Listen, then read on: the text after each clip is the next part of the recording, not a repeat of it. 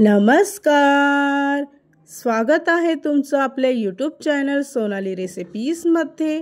तर आजची खास रेसिपी आज आपण बनवणार आहे अतिशय झटपटीत, अतिशय चविष्ट, झणझणीत, आंबट गोड व चटकदार फक्त 5 मिनिटांमध्ये बनवा कैरीचं इन्स्टंट लोणचं। एकदा बनवलं की 8 ते 10 दिवस फ्रीजमध्ये आरामात टिकतं। खूप सोपी रेसिपी आहे।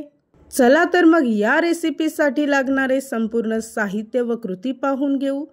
कैरीचं इन्स्टंट लोणचं बनवण्यासाठी इथे मी एक मोठ्या आकाराची कैरी घेतली आहे। सर्वप्रथम कैरी स्वच्छ धुवून घ्यायची व त्याचे काप करून घ्यायचे आहे। त्यानंतर या कैरीचे पातळ पातळ स्लाइस कापून घ्यायचे आहे किंवा तुम्ही तुमच्या आवडीनुसार याचे बारीक तुकडेही करू शकता। जवळपास एका कैरीपासून इथे मी एवढे स्लाइस तयार करून घेतले आहे। लोणचं तयार करत असताना इथे पाणी लागणार नाही याची विशेष काळजी घ्यायची आहे। त्यानंतर इथे मी एक मोठा चमचा लाल तिखट घेतली आहे, पाव चमचा हळद घेतली आहे, अर्धा चमचा गरम मसाला घेतला आहे। हा घरगुती मसाला आहे, तुम्ही याऐवजी कुठलाही गरम मसाला घेऊ शकता। अर्धा चमचा मीठ घ्यायचा आहे व सर्व मसाले कैरीमध्ये व्यवस्थित मिक्स करून घ्यायचे आहेत। त्याचबरोबर एक मोठा चमचा गूळ पावडर घ्यायची आहे व ती सुद्धा या मसाल्यामध्ये व्यवस्थित मिक्स करून घ्यायची आहे। त्यानंतर लोणच्याला फोडणी देण्यासाठी इथे मी 4 ते 5 लसणाच्या पाकळ्या घेतल्या आहे, त्या ठेचून घ्यायच्या आहे।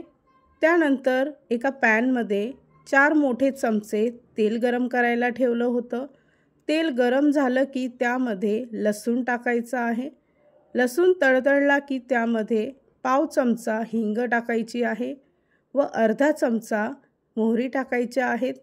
तयार केलेली फोडणी या मिश्रणामध्ये टाकून पुन्हा एकदा सर्व मिश्रण एकजीव होईपर्यंत मिक्स करत राहायचं आहे। या रेसिपीसाठी लागणारे संपूर्ण साहित्य व कृती मी तुम्हाला डिस्क्रिप्शन बॉक्समध्ये दिले आहेत, तर तुम्ही तिथे जाऊन चेक करू शकता। इथे आपलं कैरीचं झटपटीत लोणचं तयार झालं आहे, तर तुम्ही एका काचेच्या बरणीमध्ये भरून साधारणतः 8 ते 10 दिवसासाठी फ्रीजमध्ये स्टोर करून ठेवू शकता। तयार झाली आहे आजची खास रेसिपी, अतिशय झटपटीत, अतिशय चविष्ट, आंबट गोड व झणझणीत फक्त 5 मिनिटांमध्ये तयार केलं आहे कैरीचं लोणचं।